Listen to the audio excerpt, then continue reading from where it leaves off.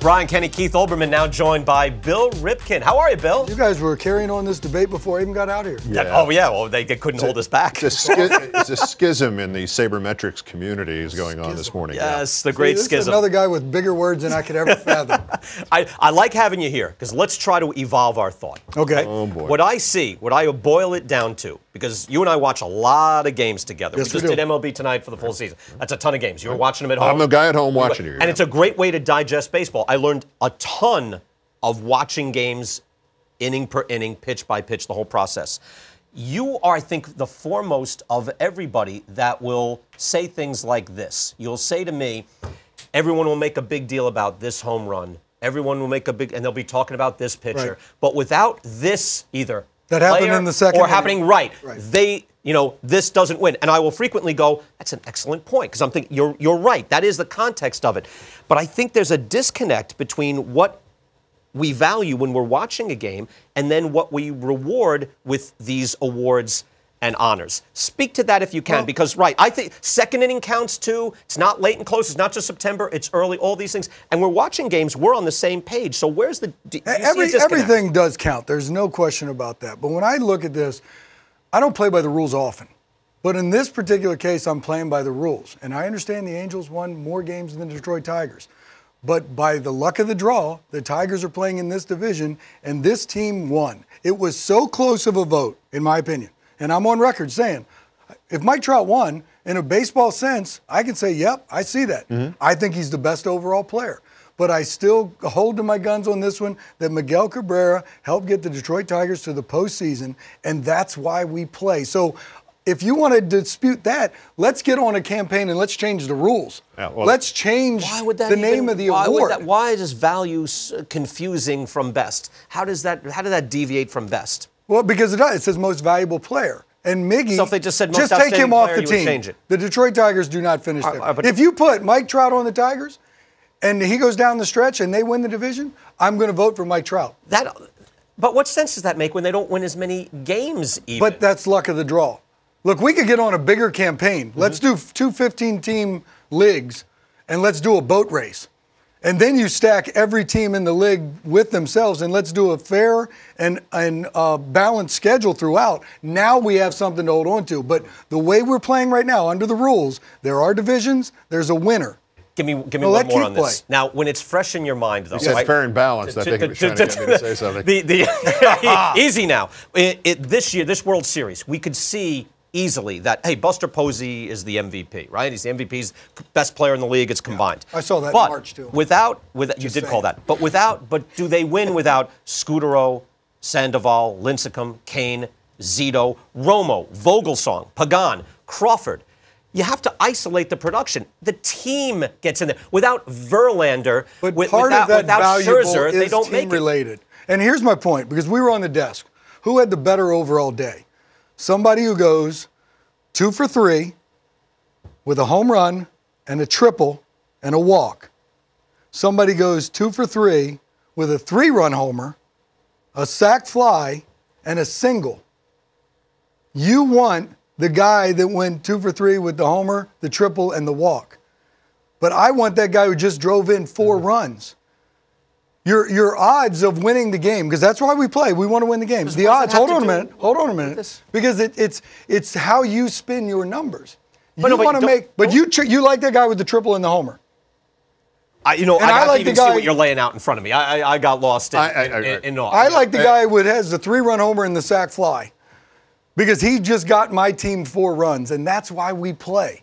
I don't care about that individual thing right there. His value to his team is stronger. But he drove in 4 runs? That's not Trout Cabrera, though. You just some rhetorical thing. Trout Cabrera is, to me, is a different thing. It's good I'm sitting here, because on the basic structure of what you're talking about, I'm in complete agreement with you. On Trout Cabrera, I'm in complete agreement with Brian. Here, my point is, and I think this is where you're actually both saying the same things and coming to different conclusions. Not every number is the same. Correct. Every RBI is not the same. There are some that win games, and there's some that come when you're up 8-0.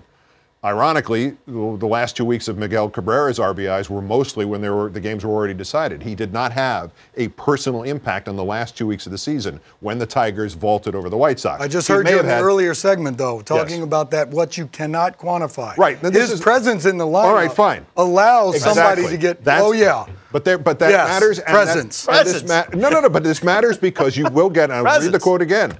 In the 1960 vote with Dick Grote, whose name I know you know, we didn't say, I saw him play once. Brian did. He was a hit and run guy. He gave up, he was a sacrifice hit guy. He was a hit behind the runners guy. He was a mediocre natural talents guy who knew where to position every batter in the National League. I know a little bit about 1960. All right, and he hit 325 that one year. So he didn't exactly mail in the batting average. Right. But the reaction to him carries some weight. What are we missing? If the reaction is he holds the Pirates together, that was the one quote. He's the player the Pirates can least afford to lose. To me, that's a definition of somebody saying that's why he's most valuable. Do you think someone on the Giants may have said that about Willie Mays that year? But they may have, but what I'm saying is that this counts in some way too. And until we can quantify these things, until we could put a number value, and maybe it is. And I go with baseball people on that one. And I'm not taking anything away from anybody that wants to crunch numbers, because not all these managers, hold on a minute, all these managers would be foolish not to use all information that's handed to them, right? I heard you call into this show last week, and you said, look, these numbers are here to stay. I agree with you. You said Verducci uses them, Joe Maddon uses them.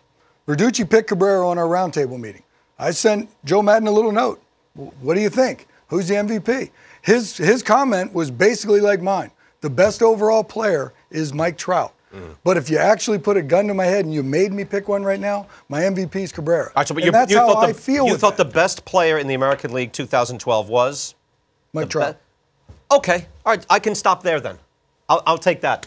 But if you look through the record books, no, I've always recognized it. Oh, good. But the debate, our debate. I'll let that. You can't be done. Our debate is. I'm done with this. I'm willing to accept the intangible. Was he the most valuable? Throw the numbers out. Let's look at what each RBI meant. I'm not sure that's right, but that's a question of do you like dark blue shirts or slightly less dark blue shirts or lighter blue shirts? I like royal blue shirts. I think royal blue shirts. If hunters wore blue, that's the color blue they would wear. Right, let me bring 1979 with a little distance. It looks a little more clear. I don't know if we have this graphic up. Fred Lynn versus Don Baylor. Right. Don Baylor won the MVP because his team won the division. He also led the league in RBIs, and that's what writers have valued through the decades. Take a look at the numbers. Fred Lynn versus Don Baylor that year.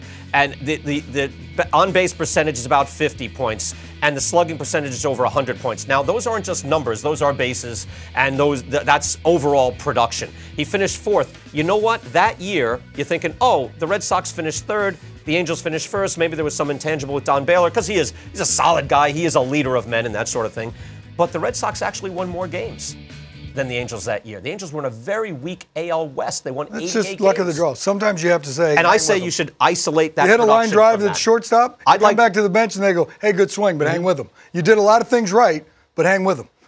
So if we want to change the rules, I'll jump on your campaign. Okay. I want to change the rules. I think the best overall player should be recognized. But the way the game is right now, Miguel Cabrera. Yeah. Because we flip through the record books next year, Miguel Cabrera MVP. That's what it's going to say. Yeah, and it says Dick Grote, and it says Jim Constanti, and it says there's a lot. They're wrong all the time. Oh, no. Through decades they've been wrong. I got you. Comparative analysis is not their thing. You know what writers do well? They write. They don't do comparative analysis. But all these formulas are fine. There's no formula. I'm adding up total bases and looking at evidence. Your formula wouldn't have brought Bryce Harper to the big leagues this year. Oh, if I'd seen him, that's not true. If I'd seen him play, I would have said the way he runs and throws, of course. Of course. But you think? Yeah. Well, I don't know. I was on the desk with him. I said, why are they calling him up? Because I looked at his numbers. I didn't know. But if I'm That's in the front, what I'm saying. Numbers office, don't say it all. No, they definitely listen don't. To the Tools sound matter. of the ball on the bat and go, I haven't heard that before. Right. That's a loud sound. And you see him throw within one day. He kills us. I wish to hell he'd go away. I love that right there. Rival manager. And Bill will. Thank you, Bill, for coming in.